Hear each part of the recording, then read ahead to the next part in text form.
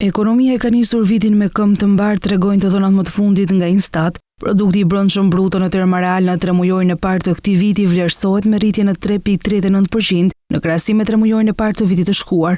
Kontributin më të madh e ka dhënë administrata publike dhe tregtia, akomodimi e shërbimi ushqimor, ndërkohë bujqësia, industria dhe informacioni ndikuan negativisht.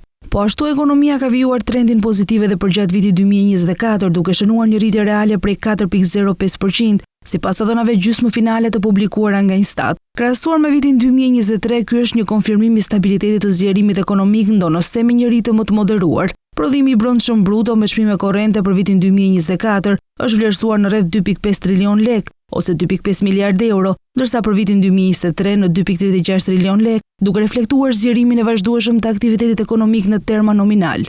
Struktura e ekonomisë shqiptare vijon të dominohet nga sektori i shërbimeve që për vitin 2024 zë 48.69% të prodhimit të brendshëm bruto dhe ka shënuar një rritje reale prej 6.51%, duke qenë nxitësi kryesor i rritjes së përgjithshme pasuar nga ndërtimi që përbën 11.92% të ekonomisë dhe është rritur me 4.52%. Në ka të kundërt, industria që zë 10.48% të prodhimit të brendshëm bruto ka pësuar një tkurje reale prej 4.55%, ndërsa bujqësia, pyet dhe peshkimi që përfaqësojnë 15.45% të ekonomisë kanë shënuar rënje me 2% në terma real.